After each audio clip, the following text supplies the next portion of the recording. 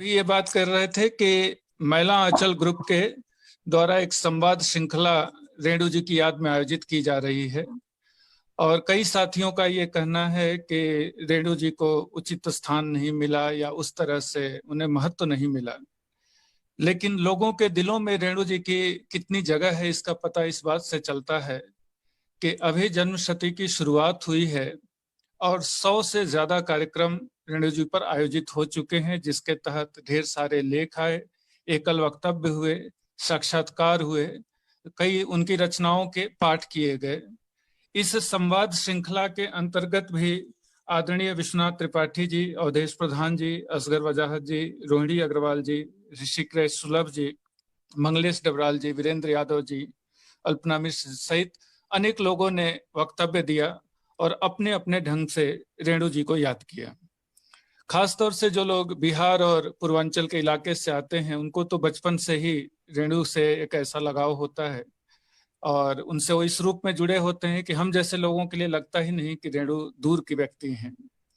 हमारे लिए ये गर्व की बात है कि इस श्रृंखला में आज वरिष्ठ आलोचक और जो लोग भी उनसे पढ़े हैं वो उन्हें एक ऐसे आत्मीय अध्यापक के रूप में याद करते हैं कि उनकी एक एक बात 40 साल 50 साल बाद भी छात्रों के दिमाग में, उनके कानों में गूंज रही होती है। तो आज हमारे साथ रेणु जी पर बात करने के लिए प्रोफेसर नित्यानंद तिवारी जी मौजूद हैं। मैं सर का इस लाइव कार्यक्रम में स्वागत करता हूं, हार्दिक अभिनंदन करता हूं। सर के बारे में आप सभी लोग जानते हैं, आपने आलोचना और साहित्य विश्लेषण को नए ढंग से व्याख्यायित किया। आपकी कई पुस्तकें चर्चित रही हैं, खासतौर से आधुनिक साहित्य और इतिहास बोध, आलोचना के वस्तुवादी सरोकार, सृजनशीलता का संकट। आपको ढेर सारे सम्मान प्राप्त हैं, साहित्यकार सम्मान, सुब्रमण्यम भारती सम्मान। तो और इसके अतिरिक्त भी सर ने बहुत साल पहले कसौटी में एक लंबा लेख लिखा था जो रेणु जी के को समझने के लिए हमें एक नई दृष्टि देता है। और जिन दिनों में आप इलाहाबाद में थे तो आपको रेणु से प्रत्यक्ष मिलने का, उनके साथ उठने बैठने का मौका मिला। तो आज हमारे साथ नित्यानंद तिवारी सर हैं और यह सुखद है कि रेणु जी पर ही पीएचडी करने वाले जाहिदुल दीवान जी ने शोध संवाद के माध्यम से हमें तकनीकी सपोर्ट दिया है। आज एक साथ ढेर सारे लाइव कार्यक्रम चल रहे हैं। इंटरनेट की थोड़ी सी समस्या तकनीकी रूप से हमारे बीच आई, जिसके कारण हम लोग थोड़े विलंब से इस कार्यक्रम को शुरू कर पा रहे हैं, लेकिन देर आयत दुरुस्त आयत के रूप में मैं पुनः नित्यानंद तिवारी सर का स्वागत करता हूं और मैं अपने साथी जाहिद से निवेदन करता हूं कि उनको स्क्रीन पर लाएं और हम लोग बातचीत शुरू करें। सर, आप मेरी आवाज सुन पा रहे हैं? हाँ, खूब अच्छी सर। जी सर को तो हमने स्पॉटलाइट कर दिया है सर। आप जी जी जी जी मैं देख पा रहा हूँ। तो सर, आपका पुनः स्वागत है और हम आपकी उन स्मृतियों से ही कार्यक्रम की शुरुआत करना चाहते हैं जब आपकी रेणु जी से मुलाकात होती थी और इलाहाबाद में आप लोग साथ बैठते थे। तो उन स्मृतियों के से ही हम आज के कार्यक्रम की शुरुआत करें। प्रमोद जी और मित्रों, ये बड़ा सुखद लग रहा है मुझे जानकर कि पूरे देश में रेणु जी के बारे में और उनकी स्मृति के बारे में, उनके साहित्य के बारे में, खासकर महिला आंचल के बारे में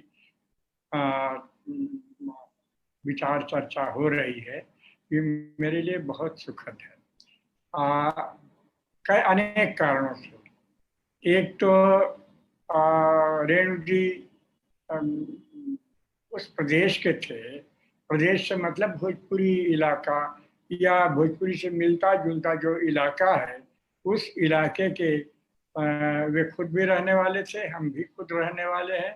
इसलिए एक विशेष प्रकार का जैसे इलाकाई बिरादरी जैसी चीज हो, ये बहुत मुझे सुख दे रही है कि उनके बारे में इतने कार्यक्रम हो रहे हैं इतनी कम अवधि में। मैं सबसे पहले उनको प्रणाम करता हूँ और अक्सर जब से कार्यक्रम शुरू हुए हैं मुझे लगता है रात में कभी कभी नींद में कि रेणु जी से मैं बात, क्या बात। तो रेणु जी मेरे जेहन में बहुत भीतर तक कहीं बैठे हुए हैं।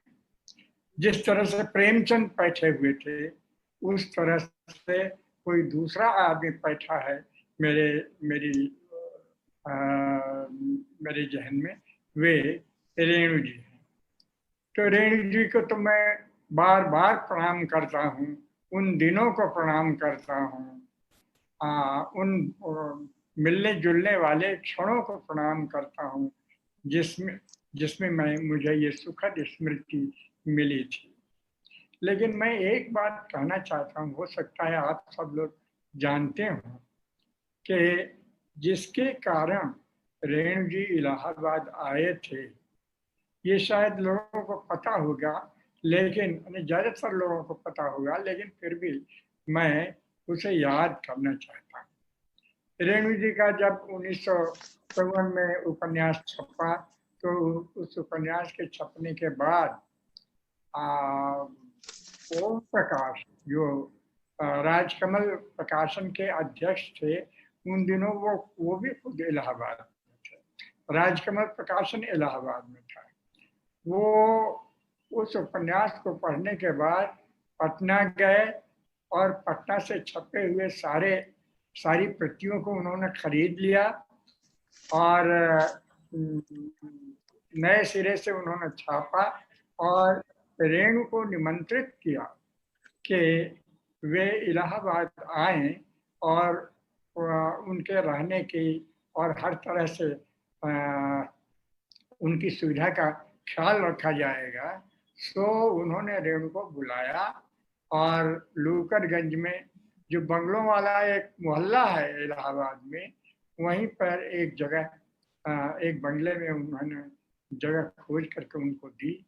हर प्रकार से उनकी सुविधा का ध्यान रखा और रेणु जी को बुलाया और कहा कि आप यहाँ पर रह करके परिचय परिचय कथा लिखिए, मैं आपको हर प्रकार की असुविधा से मुक्त करता हूँ।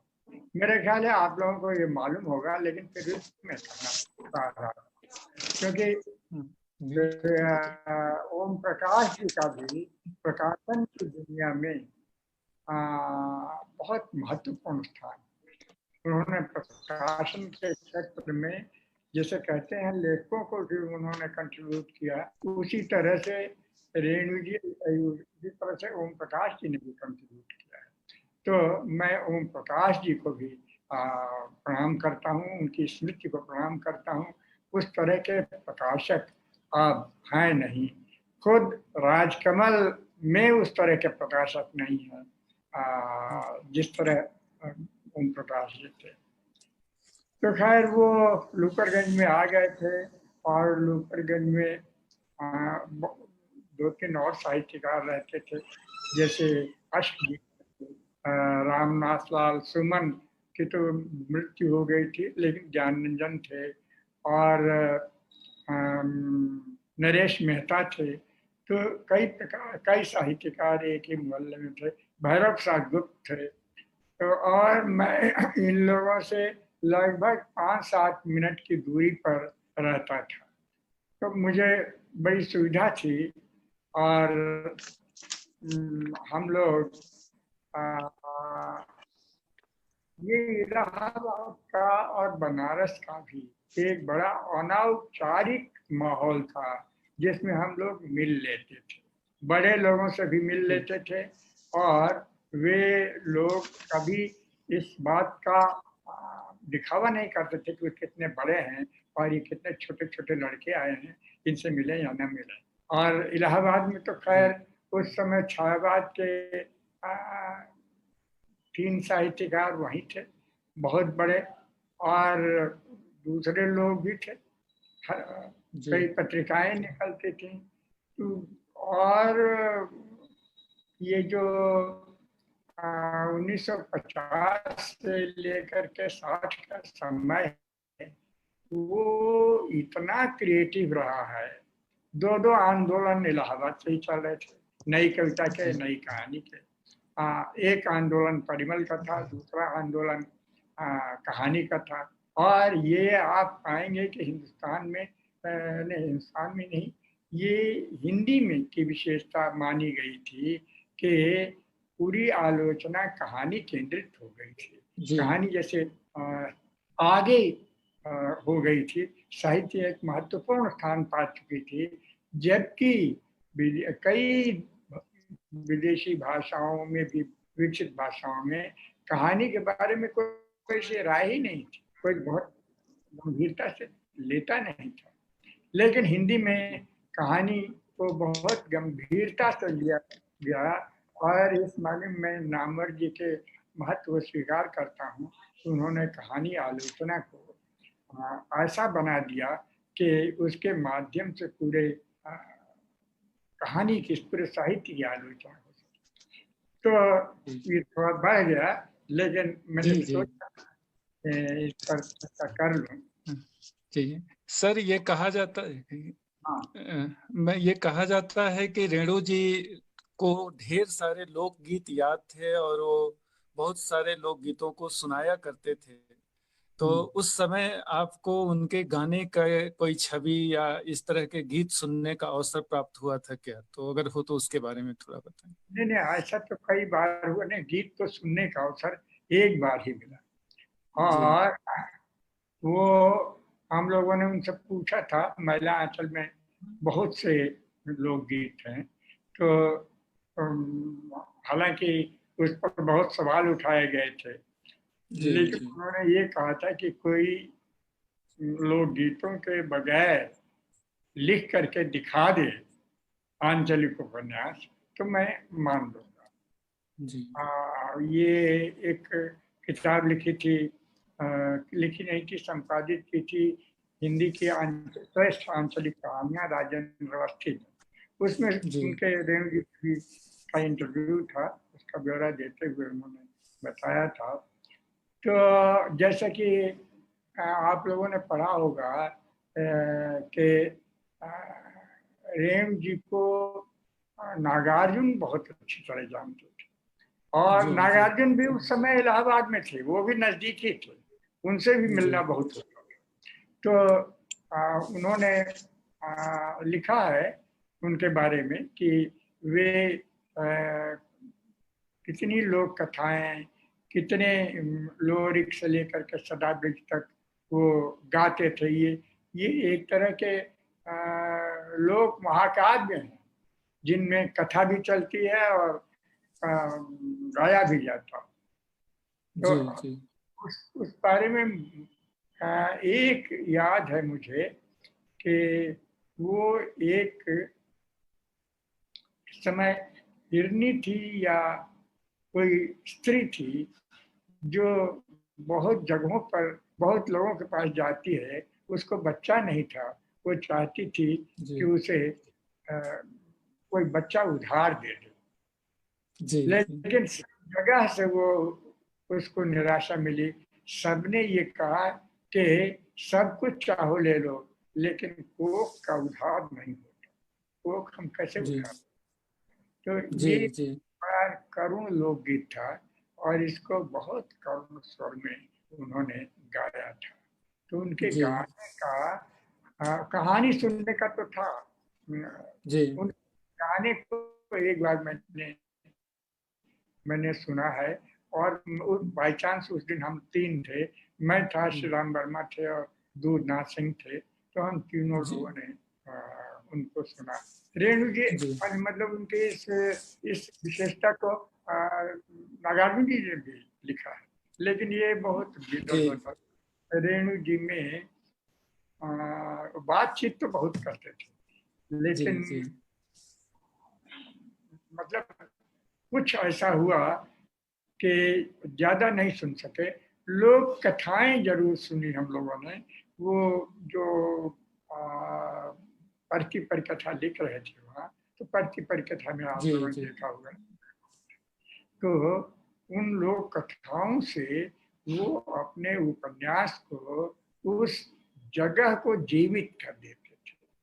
तो लोक कथाएं और जो लोक लोकगीत हैं वे उस जगह को, उस अंचल को सजीव बनाने के लिए करते थे, और वो हटा दीजिए तो जीवन खत्म हो जाता। जी तो उसी तरह का मैं एक और चीज कहना चाहता हूँ। जी जो लोकगीत, करुण लोकगीत का जो लय और सार है, मर्म है, उसका जो सार सुंदर होता है, मानवीय दृष्टि से बहुत सुंदर होता है। रेणु वैसे ही सुंदर है। रेणु को उनके अंगों के अनुपात में मुंह को देखिए तब तो सुंदर थे, आकर्षक थे, लेकिन अलग अलग नहीं। तो ये और धीरे धीरे ये भी कि उनके भीतर से एक आभा निकलती थी। उस जिसको हिंदी काव्य शास्त्र में, संस्कृत काव्य शास्त्र में प्रतीयमानता कहा गया है। तो यह आभा, तो वो उसके निकलने से वो और अधिक सुंदर हो जाते थे। वो जो और उसका जो स्वभाव होता था सुंदरता का, उसी लोकगीत की लय और सार के तरह ही था। मुझे हमेशा उनका जो व्यक्तित्व था वो ऐसा ही लगता था कि वो करुण गीत का की लय जैसे विन्यस्त है उनके पूरे शरीर में। और इसको बहुत से लोग कहते थे कि वो इलीट जैसे लगते थे। तो थोड़ा सा लगता तो था कि वे इलीट हैं। उनके व्यवहार में भदेशपन कहीं नहीं था। जैसे नागार्जुन जी में आप रहिए कुछ दिन तो आपको मिल जाएगा, लेकिन व्यवहार में भदेशपन नहीं मिलता। तो ये बात सर औराही, हिंगना और पूर्णिया का व्यक्ति, ठेठ गांव वाले व्यक्ति में जिस एलिटपन की आप चर्चा कर रहे हैं, और अभी जिस लोकगीत की विशेषताओं की आप बात बता रहे थे, खास तौर से अभी जो कई जगह चर्चा हुई और आपने भी एक व्याख्यान में प्रेमचंद से उनको तुलना करते हुए बहुत सारे पक्षों को दिखाया भी है। इसी से एक सूत्र जुड़ता है उनकी भाषा का, और भाषा में भी भाषा वैज्ञानिक दृष्टि की बात मैं नहीं करूंगा, बल्कि कथ्य को जैसे वो प्रस्तुत करते थे, संगीत को या बोलों को लेके आते थे, मादल के बोल को गिड़धा गिड़धा भिड़ जा भिड़ जा, या चटाक चट धा उठा पटक दे जैसी ध्वनियों को निकाल के एक जादू जैसा जो रचते थे भाषा का, वो कहानियों में भी और उपन्यासों में भी। खास तौर से शायद भोजपुरी भाषी या बिहार यूपी के लोग उसका स्वाद ज्यादा ले पाते हैं, और बाहर के लोगों ने उसकी आलोचना भी की कि आंचलिक शब्द ज्यादा आ रहे हैं। लेकिन ये जो द्वंद्व है आंचलिकता का, भाषा के सौंदर्य का, और भाषा के कुछ लोगों के लिए जटिलता का, ये उनकी कहानी और उपन्यास दोनों में जिस रूप में निकल करती है, आप इसे किस रूप में देखते हैं? नहीं, मैं तो रेणु को फिर उद्धृत करूंगा। रेणु कहते थे, जैसे मैंने उद्धृत किया था, कि कोई एक पंक्ति लोकगीत और एक लोक कथा के बिना आंचलिक उपन्यास लिख के दिखा दे तो मैं मान लूंगा। जी। तो असल में जो आंचलिकता का स्वरूप है उसको ना जानने पर आदमी ऐसा सवाल उठाए। आंचलिकता जो है वो अगर उसे मूर्त करना है पूरी तरह, तो उसका स्वर उस जमीन का और उस मिट्टी की गंध ये आनी चाहिए, और अगर नहीं आएगी तो वो आंचलिक नहीं हो पाएगा। वो मिट्टी, वो इलाका सजीव नहीं हो पाएगा। वो खाली ऐसी कहानी नहीं लिख रहे थे जो कुछ पात्रों की कहानी हो, उनकी घटनाओं और उनकी जिंदगी से जुड़ी हुई। वो कहानी उस मिट्टी की भी लिख रहे थे जिसे आंचलिक कहा गया। तो इसलिए आप जैसे एक घास होती है मोथा, जानते हैं आप? जी जानता हूँ, हम लोग की तरफ खूब होती। जी तो मोटे को उखाड़िए तो जी छोर अपनी जड़ों के साथ और मिट्टी लिए हुए आता जी है। जी जी तो और उसकी गंध सूंघिए तो ऊपर की जी गंध पत्तों की अलग और होती है। जी जड़ में अलग होती है। जी अलग होती है। जी तो अब ये है कि वो तो गंध का भी जी चित्रण कर रहे थे। अरे गंध के जी बिना मिट्टी कैसे होगी? जी जी सारी गंधों का स्रोत तो मिट्टी। जी तो जी वो इतनी गहराई से वो जानते थे कि हम इस मिट्टी को, इस जमीन को की जिंदगी को नहीं लिख सकते जब तक उसकी गंध न बता, गंध हमें न जी मालूम। वो जानते थे कि हम आ, आ, ये बाजरे और मक्के का जो जो वो होती है, पत्तियां होती हैं, उन जी फर्क क्या है, जब तक ये फर्क नहीं बता पाएंगे तब तक इस अंचल का कुछ नहीं। अंचल की कहानी हम नहीं लिखें, हम कहानी जी लिख जी जी घटनाओं पर आधारित कुछ लोगों की, लेकिन जी अंचल की उस जगह की कहानी नहीं होगी जो वहां पर होता है, जो वहां की गंध है, जिसमें वो लोग जीते हैं, जिसमें वो जमीन के साथ जीते हैं, उसी के साथ सांस लेते हैं। तो उसके बिना तो संभव नहीं। तो इसलिए मैं आपने बड़ा अच्छा ये प्रश्न किया। जी लोग इस पर ऑब्जेक्शन करते हैं कि बहुत ज्यादा शब्द भोजपुरी के। मैं जी ये कहना चाहता हूँ कि पूरा उपन्यास भोजपुरी जेस्चर में और लय में लिखा गया है।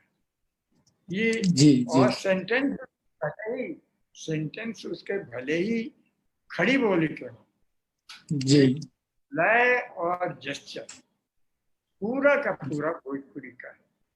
जी मुझे जी मेरे मेरे एक गुरुजी पढ़ाते थे, डॉक्टर उदय मोहन तिवारी। जी तो वो क्लास में ऐसे बोलते थे, जैसे मैं बताऊं, एक छोटा लड़का था हम लोगों के बीच बैठा हुआ था, उसकी हाइट बहुत कम थी। तो उसको देख जी के कहते हैं कि तू क्या घलुआ लेखा बैठ गया है रे। तो ये तो भोजपुरी वाक्य, जी लेकिन जी जी भाई बोली पूरा भोजपुरी है। तो उसी जी जी तरह से ये जो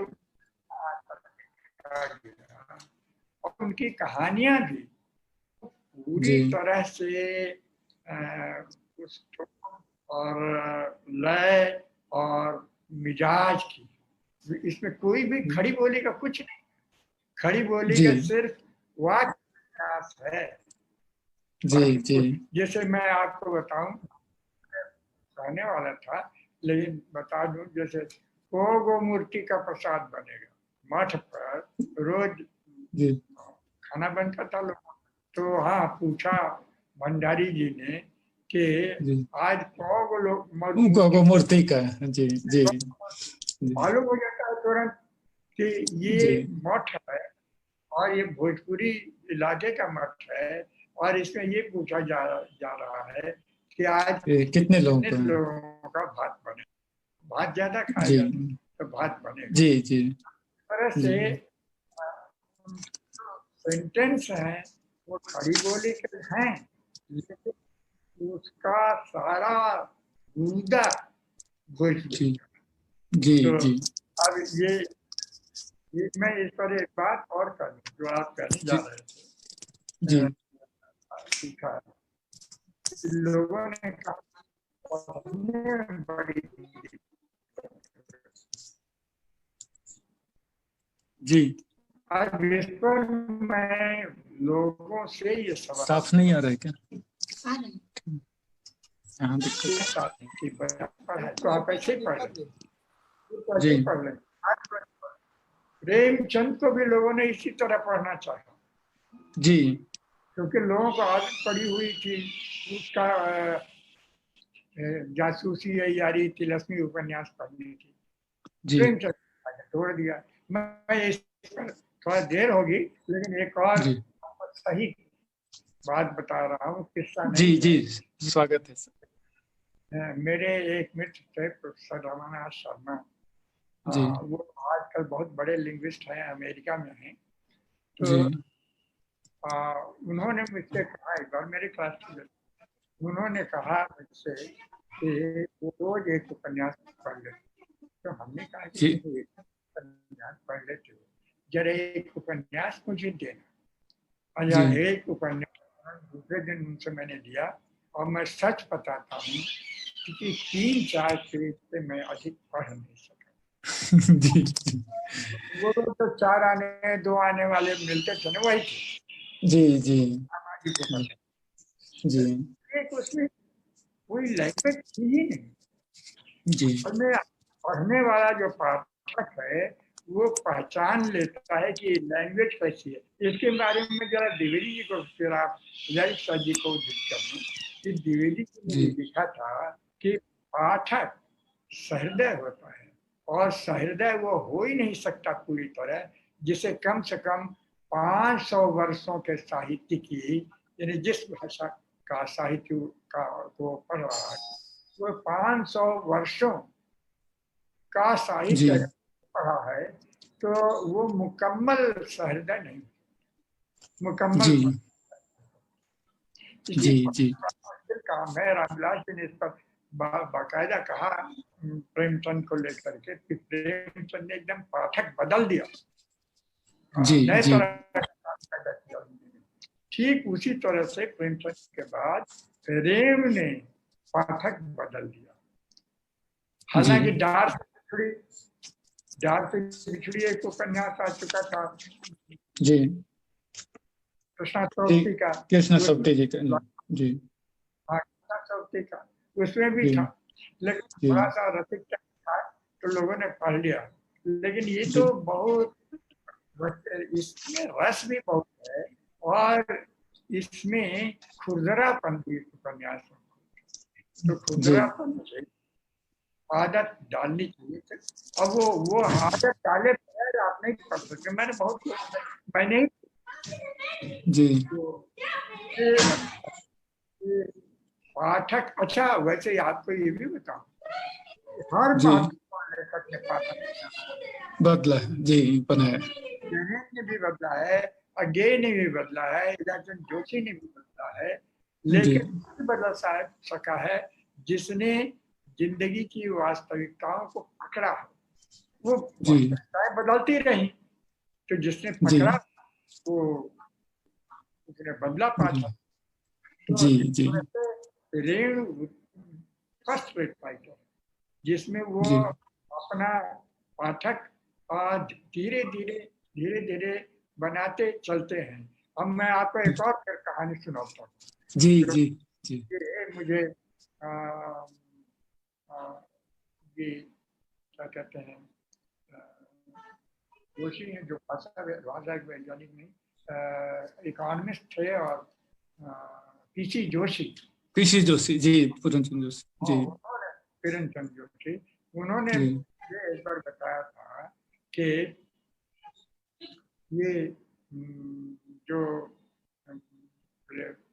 प्लेटो प्लेटो नहीं, दूसरा था अरस्तु अरस्तु। जी अरस्तु जी कोने पर शहर के रहते थे, और दूसरे जी कोने पर एक बहुत प्रसिद्ध वेश्या रहती थी। उसके यहाँ लोगों जी का हुजूम जुटा रहता था, और वो अरस्तु आते थे अपने चौराहे पर भाषण देते थे, और 4-5 लोग होते थे। तो उसने कहा कि आप इतनी मेहनत करके आते हो, इतना पढ़ लिख करके आते हो, आपके 4-5 जी लेकिन हमारे जी यहाँ देख 40-50 लगे रहते हैं।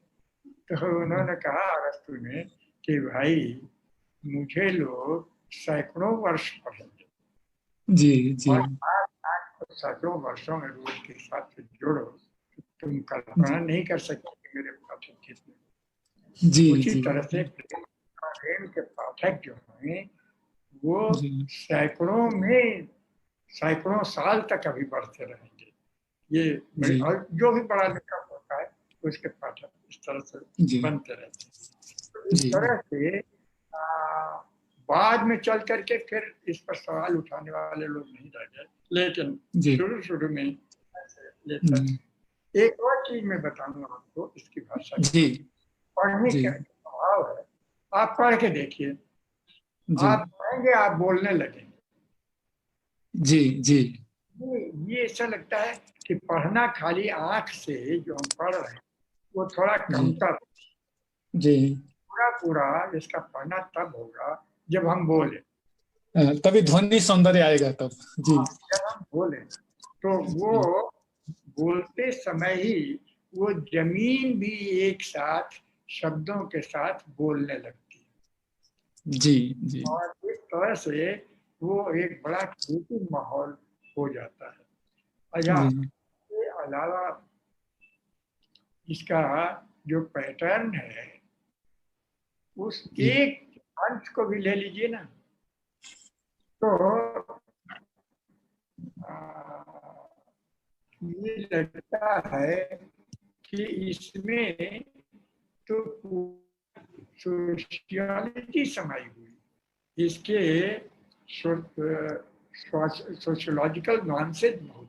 अब जैसे मैं आपको एक एक करके बताऊं, और इसके लिए मुझे थोड़ा सा आधा मिनट पढ़ना पड़ेगा। जी जी पढ़े।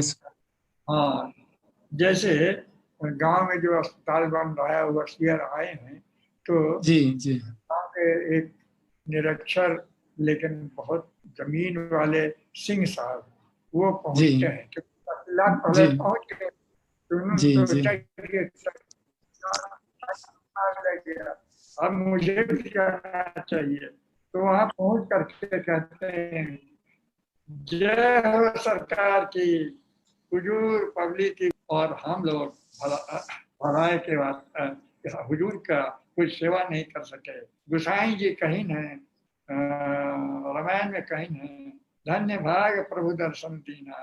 हुजूर का सेवक का नाम आप सुनिए, सेवक का नाम राम कृपाल सिंह और गरीब नवाज सिंह, मुस्तफा जाट राजपूत, मुकाम गढ़बुंदेला राजपुताना, हाल मुकामा मेरीगंज।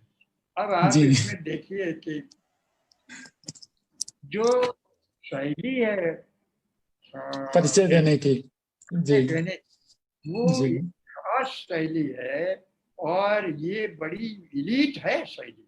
जी जी और आदिवासी भी है जी, और पूरा परिचय गांव से लेकर के और अपना नाम, अपने पिता का नाम, सब कुछ दिखाई पड़ रहा है इसमें।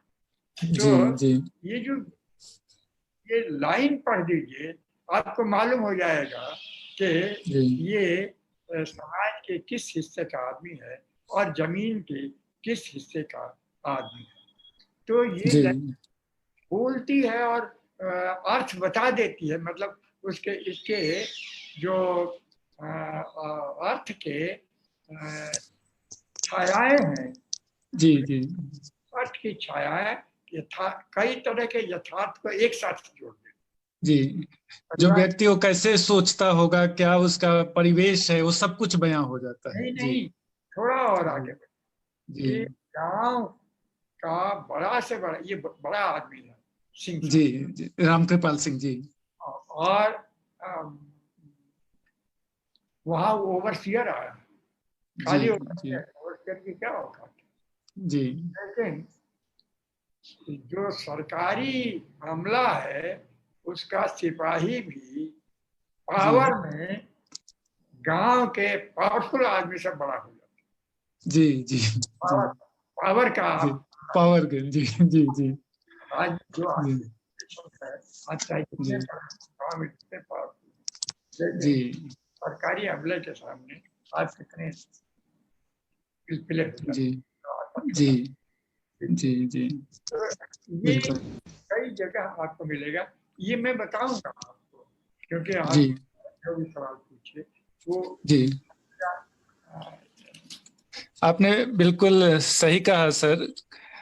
खास तौर से जो भाषा को और लोगों के सोचने की प्रक्रिया को रेणु जिस तरह चित्रित करते हैं, जैसे एक जगह मुझे याद आ रहा है, वो लिखते हैं कि भैंस चरमन बाबू जरूर यादव होंगे, हाँ हाँ। वरना ऐसा नाम क्यों रखते हैं।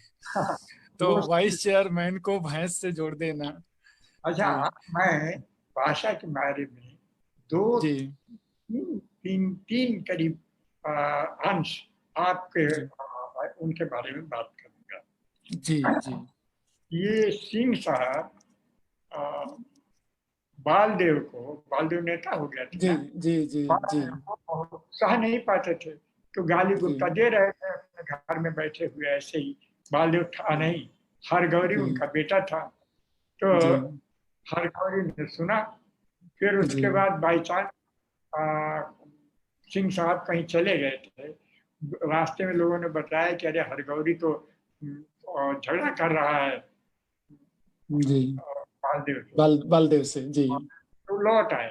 अब वो जी लौट जब आए तो उन्होंने कहा कि अरे बालदेव जी आप बैठिए बैठिए, ये बच्चा है क्या, इसके बारे में हम क्या बताएं। तो हरगौरी के बारे में। जी उन्होंने ये कहा बालदेव जी कि बाबू साहब हम तो मामूली आदमी हैं, हम कहाँ नेता बनेंगे। फिर हम बाबू साहब तो हमको मारने उठे, गाली गलौज दिए, लेकिन हम कोनो लाजमान बात कहे, गांधी का हिंद हूं, जी जी कोनो हम जी लाजमान बात कहे जी बेजान। जी जी तो जी गांधी जी कहीन हैं, जी और नीम के पेड़ पर कागा कांव कांव कर उठा, और फिर जी उसके हरगौरी थर थर कांपा। जी जी थर थर कांपना, जी गुस्सा, बड़ा इनोसेंट जी और रियल गुस्सा, कि जी अभी गाली दे रहे थे और अब उसकी चापलूसी कर रहे हैं अपने जी पिता की। जी कैसे दोहरा। तो जी इसलिए गुस्सा हुआ वाजिब। जी और गांधी जी का नाम लिया गया, लाजमान बात कहें तो जी गांधी जी और हरगौरी का गुस्सा जी दोनों रियल है, जी जी और दोनों के बीच में एक लाइन लिख दी, नीम के पेड़ पर कागा काम काम। बोल उठ। जी दोनों को रिडिकुलस बना दिया। जी तो जी कैसे रियलिटी रिडिकुलस बनती जा रही है, जी कैसे वास्तविक व्यवहार जो इनोसेंट जी बिहेवियर जी वो रिडिकुलस होता जा रहा है। कैसे बावन दास जो जी बिल्कुल वास्तविक आदमी है, कैसे वो रिडिकुलस होता जा रहा है। जी तो रियलिटी को अब जैसे अ, गांव में जब अस्पताल बन रहा था तो जी उसमें कहा गया कि श्रमदान करना।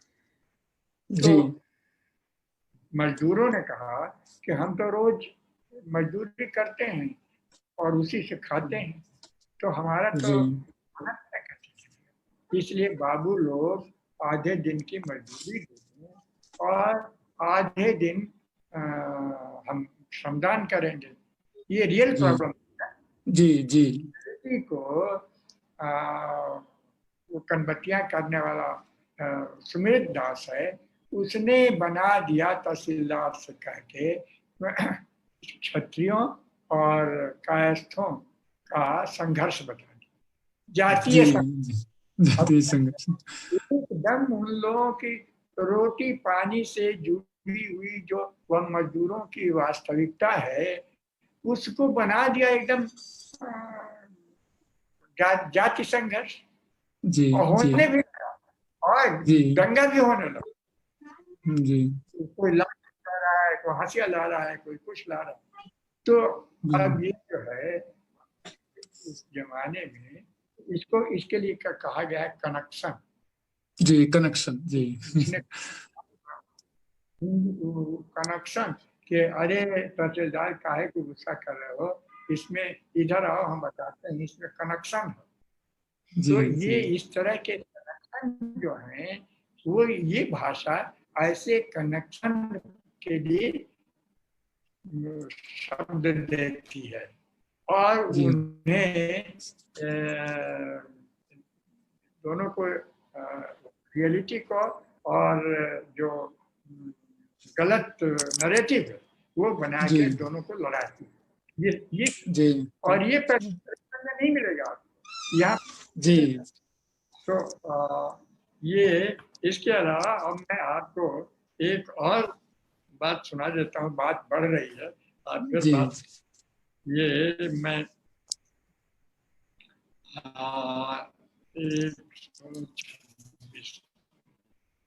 ये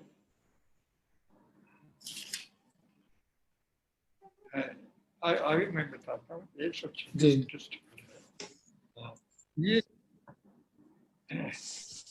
ये जो है ये भाषण है, नेता के भाषण, और इसी में जो वास्तविक नेता है उसका भी भाषण और जो खाली नेता है उसका जी। तो कालीचरण जब बोलता है संथालों के यहाँ तो बहुत भीड़ जुट और वो ये बोलता है कि जमीन उसकी जो जमीन को जोते।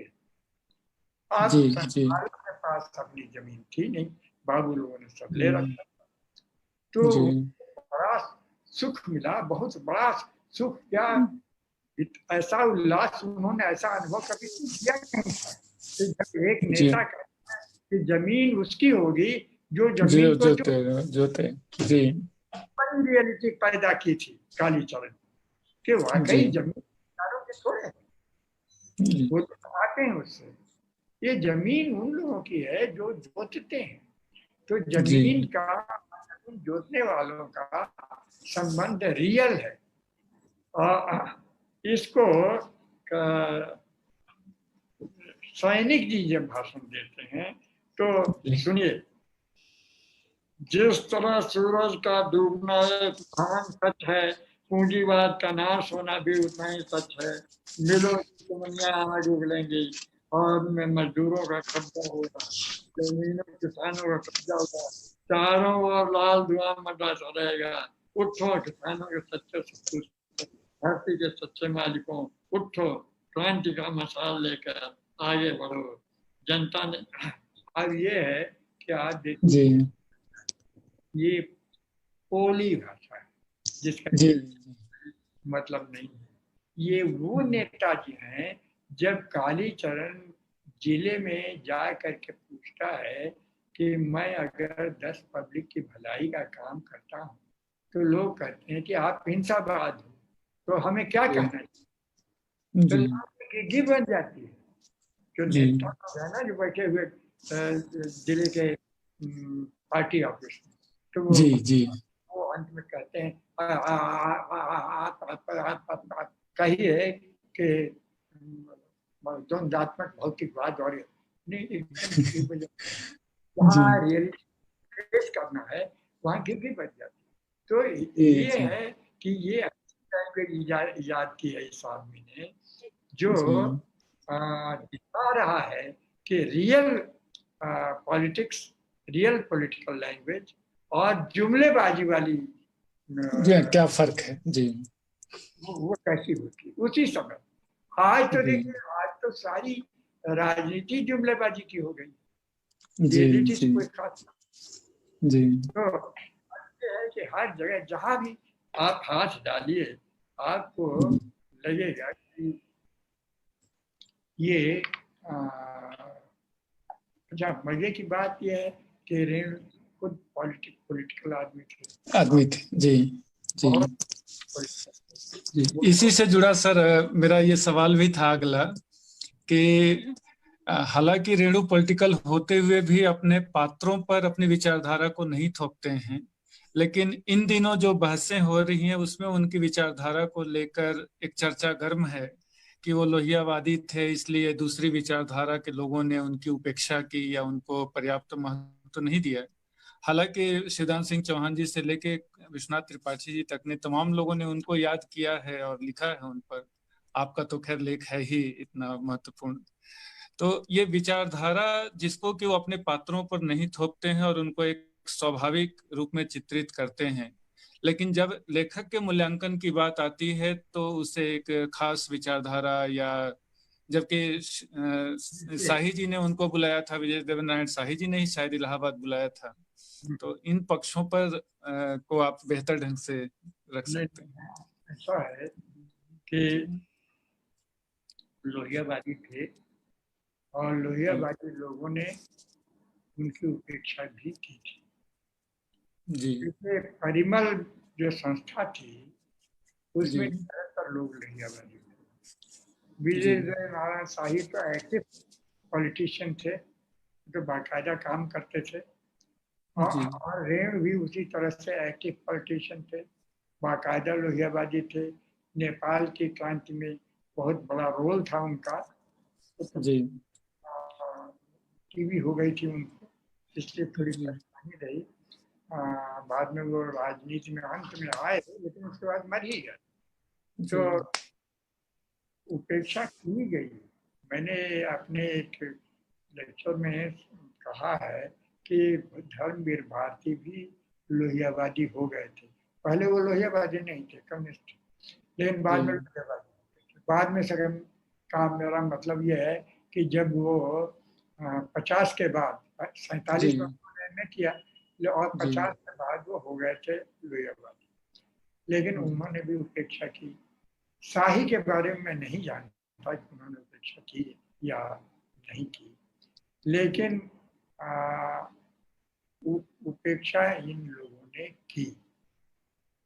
देखिए मैं आपको बताऊं, मैं इलाहाबाद यूनिवर्सिटी में पोस्ट ग्रेजुएट हिंदी समिति का सेक्रेटरी था।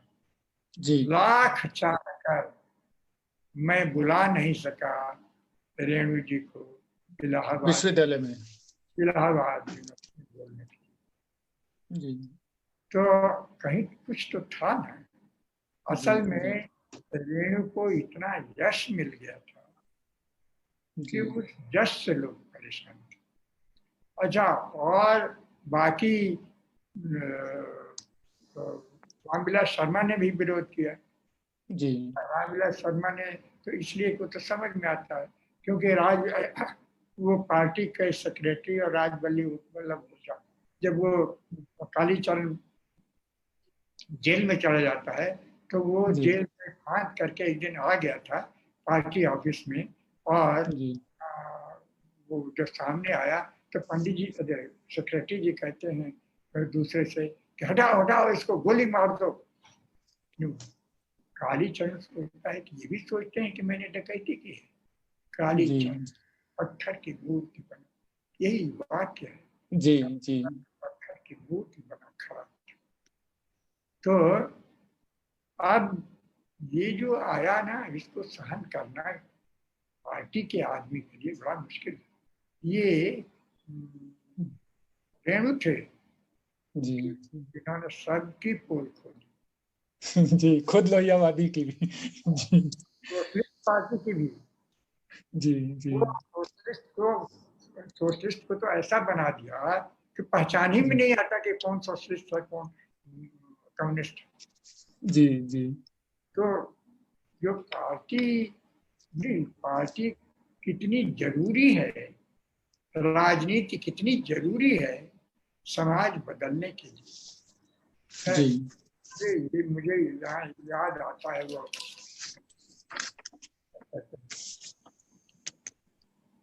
मार्क्स, जी जो राजनीति एग्जिस्टिंग सोसाइटी को जितनी दूर तक बदलती है उतनी ही दूर तक वो जड़वादी होती है, और जो समाज जितनी दूर तक अपनी राजनीति को बदलता है उतनी दूर तक वो प्रगतिशील होता है। तो दोनों के बीच जो गहरा रिश्ता है, इस बात को वो करना चाहते थे। अच्छा, एक बात बताना चाहूंगा रेणु के बारे में। मैं दो तीन बातें कहना चाहता था, वो संस्मरण वाला है। जी जी सर, बिल्कुल बता दें। जी हो गया है, काफी टाइम हो गया है। नहीं सर, आप उसको बता दें, हम लोग सुन रहे हैं। जी वो आप उनको सुना दें। मैंने उनसे पूछा था कि आप इतने बीमार, अब भी बीमार हैं आप, तो आप तो इतना राजनीतिक काम करते थे, जगह जगह आप घूमते थे बिहार में। जी जी आपको खाने के लिए भी दिक्कत थी, आपका पेट खराब था, तो आप क्या करते थे? तो उन्होंने जी कहा था कि एक झोला हम लिए रहते थे और झोले में एक सेव होता था, हमारे जी साथ 3-4 लोग और होते थे, तो जहाँ रात में रुकते थे तो वो लोग खाने पीने का इंतजाम करते थे। तो मैं कहता था उनसे कि नहीं, मेरे लिए कोई जरूरत नहीं, एक सेव है, मैं इससे काम चला लूँ। तो जी वो लोग कई सेव ला के दे देते थे, जी उन्हीं में से जी और कुछ झोले में रख लेते रखिए। और जी तो अब ये इस तरह से वो काम चला लेते थे। हालांकि वो बड़े समृद्ध किसान थे, जी जी जी बड़े समृद्ध किसान। जी। बाद में तो उनके बेटे विधायक वगैरह भी बने सर, और हिंगना के पास से। जी मैं आपको और दूसरी बात बता, जी वो शराब पीते थे, सब जी जानते। जी हमने कहा कि आप गांव में शराब पीते थे, ये बताइए बर्फ बर्फ तो हम मिलता नहीं होगा। तो जी वो जी कहते थे कि हम अपने सर्वेंट से कहते थे कि बाल्टी में बोतल डाल के कुएं में लटका जी जी और फिर जब पीते थे तो काफी ठंडी हो जाती थी। जी वही हुआ। अच्छा, उसके आगे उन्होंने ये बताया कि मैं रोज नहीं पीता था, जिस दिन मैं पीता था उस दिन तो सवेरे से ही उठ के नहा धो करके और टहलने लगता था। जी मैं लिखता था रात में, और रात में लिखता था तो 3, 3:30, 4 बज जाते थे, और जी मैं बहुत देर तक सोता था, 10-11 बजे तक। सब जी गांव के लोग कहते थे कि देखा आज खूब पी के सो रहा है। जी ये चीज जी मैंने कहा कि आप जातिवाद के विरोधी हैं, आपकी किताब से भी लगता है, वैसे भी आप रोहियावादी हैं तो जातिवाद के विरोधी होंगे। जी लेकिन आप ये देखिए कि प्रेमचंद के उपन्यास में जी वो जब जाति बिरादरी में मिलाने के लिए दंड देती है पंचायत, तो जी अनाज ढो ढो के ले जाता है जी और तो इतनी नस नस उसकी खुशी से आनंद से भरा हुआ है, इतना जी आनंद जैसे उसको कभी मिला ना हो। तो हम्म वो जाति जो है बड़ी आनंदित कर रही है उसको। और आज के यहाँ जो जाति है वो जो विरंची है, उसने जी पूरी जलेबी खाई थी तहसीलदार साहब का जूठा कचहरी में जाके, तो वो उसको कोई वैसा आनंद नहीं आया। जी तो जी उन्होंने कहा कि आनंद ही कैसे आएगा, क्योंकि उसको तो इतनी मार पड़ी थी, जाति वालों ने इतना मारा कि उसने जी कहा कि हमको अब तक क्या पूछ रहे हो स्वाद, हमको तो स्वाद उसी दिन भूल यानी गए। जी जातिवाद को भुला देने वाली। तो जी इसलिए आप देखें कि प्रेमचंद से कितना है जी जी जातिवाद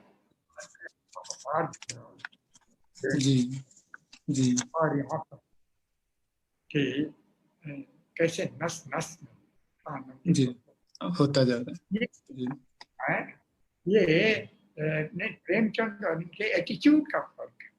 जिस जी तरह का गांव प्रेमचंद का था और जिस तरह का गांव जी रेणु को मिला था, ये अलग है। जी जी बहुत इसमें सर एक बात सर आपके लेख से ही मैं उठा रहा हूँ। आपका जो कसौटी में लेख प्रकाशित हुआ था उससे जुड़ा हुआ एक प्रसंग है जो आज बहुत मौजू नजर आ रहा है कि हम लोग बहुत बौद्धिक और विकास की तरफ जब जा रहे हैं। आपने एक प्रसंग का उदाहरण दिया है कि रेणु ने बहुत ही साधारण मनुष्यों को नायक बनाया है जो भौतिक या बौद्धिक दृष्टि से बहुत सक्षम नहीं है, जिनके पास आदमियत के अलावा कोई और ताकत नहीं है। उनकी इस आदमियत की सर्वाधिक गहरी छाप उनके जीने में कम, उनके मरने में अधिक है। उनकी आदमियत में एक सार्वभौम योग्यता है साथ ही ऐतिहासिक अयोग्यता भी। तो आज के संदर्भ में एक बौद्धिक और बहुत सक्षम होना और एक रेणु के गांव के जैसे व्यक्ति जिसका कि बहुत पिछड़ा है लेकिन एक ऐसी चीज उसके पास है जिसको कि वो मर के चित्रित करके जाता है। तो आज एक द्वंद्व में व्यक्ति जी रहा है कि बहुत पढ़े लिखे लोग को गांव वाले लोग आजकल बहुत पसंद नहीं करते कि आएगा तो बहुत गड़बड़ कर देगा, और एक तरफ ये भी है कि अगर अशिक्षित रह गया व्यक्ति तो पिछड़ा रह जाएगा। ये दोनों के द्वंद्व। जी मैं बताऊं आपको ये बात मैंने क्यों लिखी थी। ये विजय देव नारायण शाही ने प्रेमचंद पर एक लेख लिखा था जो ये संस्था है ना जो किताबें सरकारी संस्था राष्ट्रीय न्यास राष्ट्रीय पुस्तक जी एनबीटी जी राष्ट्रीय पुस्तक, तो उससे छपी थी वो किताब। उनमें कई लोगों के लेख थे, एक उनका लेख था। उसमें उन्होंने ये लिखा था कि प्रेमचंद गांव की परिस्थितियों और लोगों के चित्रण में जितने सफल हुए हैं उतने सफल वे शहरी चरित्रों में के बारे में नहीं हुए। उन्होंने इसका उल्लेख किया शाही जी ने, डॉक्टर प्रशांत वगैरह के संदर्भ में बता रहे थे जी। उन्होंने मेहता और मालती जी का जिक्र किया कि मेहता और मालती को वे समझ नहीं सकते जी कि मेहता और मालती ही मॉडर्न इंडियन होंगे जी। तो अब ये मॉडर्न इंडियन आदमी की बड़ी गलत पहचान है जी। अंग्रेजी पढ़े हुए लेख हैं, प्रेम रंग करते हैं। मैंने ये कहा था कि मेहता को अगर परिभाषित होना है, मेहता की जो बुद्धि है, मेहता की जो क्रिएटिविटी है, सामाजिक क्रिएटिविटी है, समाज को बदलने की जो चेष्टाएं हैं, वो परिभाषित होनी चाहिए होरी और गोबर से। और अगर होरी और गोबर से परिभाषित नहीं होती तो वो नकली जी, क्योंकि हमारा आदमी यही है जी जी। इतना जाहिल हो लेकिन हमारा यही है। तो आप अपनी बौद्धिकता को परिभाषित कीजिए जी जी। और इसी तरह से जैसे डॉक्टर है, डॉक्टर इसमें बदलता है चीजों।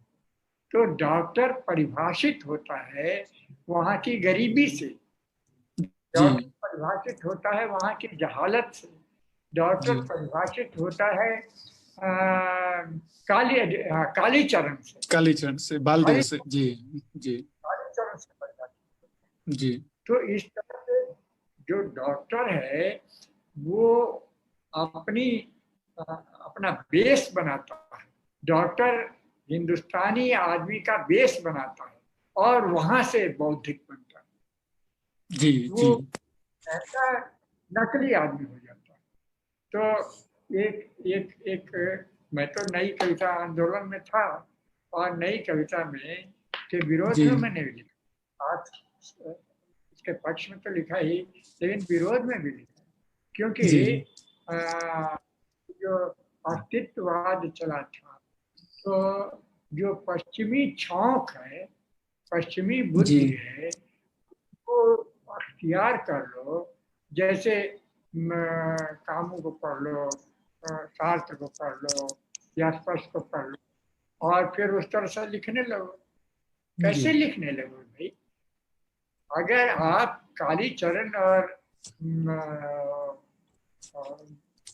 होरी से आप अनुशासित रहोगे तो आप कैसे लिखने लगोगे? आप उसको भी पढ़ोगे, इसको भी पढ़ोगे और दोनों की भयंकर टक्कर आपके साहित्य में है। आदमी करो और नहीं तो नहीं करो। मैं एक बात से बहुत भारतेंदु की एक बात से बहुत ज्यादा प्रभावित रहा और वह बात ये है उन्होंने हिंदी की उन्नति पर एक व्याख्यान में लिखा बलिया था। में, जी, बलिया में जो व्याख्यान दिया था। नहीं नहीं, वो तो अलग। जी तो हिंदी की उन्नति पर एक जी व्याख्यान क्षमता, जी जी जी उस कविता में उन्होंने लिखा था कि होए मनुष्य ही क्यों भय, हम गुलाम ये भू। जी हम मनुष्य हैं, तुम भी मनुष्य हो अंग्रेज, जी तुम भी मनुष्य हो, लेकिन जी तुम भूख हो गए, हम गुलाम हो गए, कैसे हो गए? जी तो और फिर उन्होंने ये बताया कि इसके लिए जरूरी है ब्रह्म ज्ञान नहीं, इसके लिए जरूरी है राजनीति समझें सकल, पावहि तत्व विचार। आधुनिक युग का तत्व विचार उसी को मिलेगा जो सकल राजनीति समझता है, यानी जी जो स्वाधीनता की राजनीति और जो अंग्रेजों की राजनीति दोनों को समझता है, वह तत्व विचार पाएगा हिंदुस्तान में। जी तो जी और जो परीक्षा गुरु में लिखा कि जो सावधान मनुष्य है वह, और जो प्रामाणिक मनुष्य है वह, जी तो प्रामाणिक मनुष्य वह है जो आमदनी और खर्च का अनुपात जानता है, और सावधान मनुष्य वह है जो देशी और विदेशी का फर्क जानता है। ये एकदम नया आदमी था, जी ये जी पॉलिटिकल और इकोनॉमिक मैन। आगे चल के ये तो प्रेमचंद में डेवलप होता है, ये रेणु में खासा जाकर के डेवलप। तो आप देखिए, जो पहचान शुरू की भारतेंदु ने, वो पहचान रेणु तक जाकर आप एक तरह से मुकम्मल होती है। कालीचरण पॉलिटिकल और इकोनॉमिक मैन, जी तो जी उससे हमारा जो बौद्धिक पैदा होगा वो रियल बौद्धिक, और वो किया था इसमें जी जी जी। सर एक प्रश्न और ले लेते हैं क्योंकि काफी देर हो गई है, तो आखिरी प्रश्न में मैं दो तीन मुद्दों को समेट रहा हूँ कि अब जो पूर्णिया को रेणु जी ने कथानक बनाया था या मेरीगंज को, विगत 70-80 वर्षों में उसका रूप भी बदला है। एक ग्लोबल दौर में हम लोग जी रहे हैं और लोकल अब वो लोकल नहीं रहा जो रेणु के समय में था। महिला आंचल भी अब महिला आंचल रहा या स्वच्छ आंचल हो गया, या हम लोग उम्मीद सफेद आंचल की या स्वच्छ आंचल की कर रहे हैं। तो आज 2020 में हम बैठकर रेणु और महिला आंचल को हम आज की दृष्टि से अगर देखें और अपने सपनों को, जिन जिन उम्मीदों को लेकर रेणु चले थे, तो आज के इस ग्लोबल टाइम में ये लोकल किस रूप में आता है और इसका स्वरूप मतलब वो महिला वाला रूप ही ज्यादा बेहतर है या इसका स्वच्छ रूप बेहतर होगा? एक द्वंद्व जैसी स्थिति जो बन रही है। देखिए, आज जो कहा जाता है लोकल को के प्रति वोकल होइए, जी जी तो लोकल के प्रति वोकल आपने तुक तो बना लिया। जी ये अरुण कमल ने ये लिखा है अपनी एक कविता में कि सारे तुक तो अब राजनीति में चले गए। जी जी तो अब ये है कि लोकल को वोकल बना लीजिए, बहुत अच्छा, लेकिन लोकल को वोकल तो शुरू में शासन ने जो जो नेहरू की कमेटी थी, का मतलब कमेटी है उनका जो मंत्रिमंडल था, उसने चुनाव किया था विकास के लिए। तो जमीन, जो बेजमीन आदमियों को तो जमीन का करना चाहिए, जमींदारी प्रथा खत्म करनी चाहिए। पिछड़े लोगों के बारे में तो पिछड़े लोगों को आरक्षण देना चाहिए, और ऐसी जगह जहाँ कोई भी आधुनिकता के कोई निशान नहीं है वहाँ हेवी इंडस्ट्रीज लगाना, ये नेहरू ने किया या नेहरू सरकार ने किया। तो बदलाव तो शुरू हो गया था। वो अंचल जो था वो बदलाव के कारण अंचल हुआ है, नहीं तो अंचल होता ही नहीं।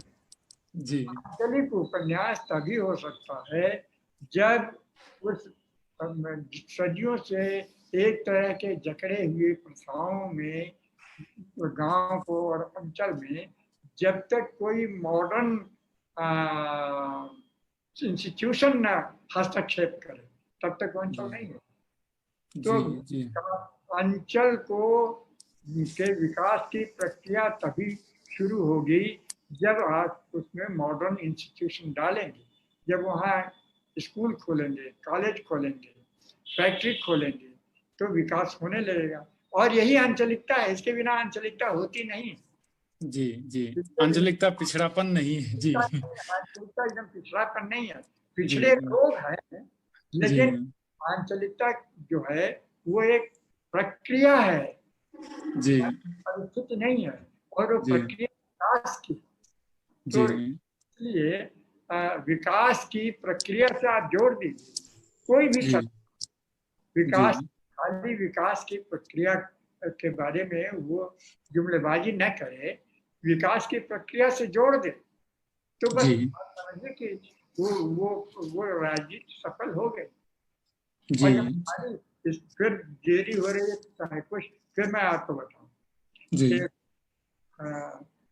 ये जब एक गोपाल कृष्ण गांधी जी गांधी होते जी जी बंगाल में गवर्नर, रघुनाथ जी और वो लिखते भी बहुत अच्छा। जी तो जब ये प्रेसिडेंट को लेकर के इधर चला था ना, तो जी कुछ जी दिनों बहुत कि कौन बने, तो जी उन्होंने ये कहा कि गांधी जी जब तक थे तब तक तो प्रेसिडेंट का सवाल ही नहीं था, लेकिन गांधी जी अगर होते, उनसे पूछा जाता तो वो कहते कि जो चक्रिया है, चक्रिया जरा 3-4 पढ़े थे, गांधी जी के साथ काम करते थे, जो चक्रिया है इसको प्रेसिडेंट बना दो। जी तो नेहरू जी कहते कि अरे बापू, आप कहते हैं तो वो अच्छे ही होंगे, लेकिन प्रेसिडेंट को विदेशी लोगों से मिलना जुलना होता है, तो खाना पीना, तो गांधी जी ने कहा कि वो तो मैं 2 दिन में सिखा दूंगा चक्रिया। जी जी बाकी सेक्रेटरी लोग रहेंगे ना, समझाएंगे। तो क्योंकि गरीब आदमी को होना चाहिए हिंदुस्तान का प्रेसिडेंट। तो नेहरू जी ने कहा था कि आप कहते हैं तो ठीक है, लेकिन हम जैसा ही कोई होता तो ठीक था।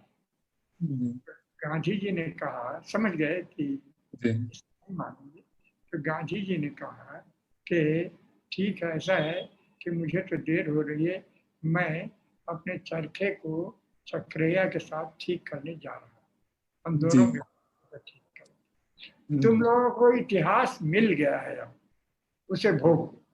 जी जी हम लोगों को, हमें और चक्रिया को अभी इतिहास में बहुत कुछ पाना है, और जी इतिहास तो जी जी राजनीति को अगर आप इतिहास समझिए कि नए सिरे से बनाइए। हर राजनीति जब नए सिरे से इतिहास बनाना शुरू करती है, बड़ी क्रिएटिव होती है।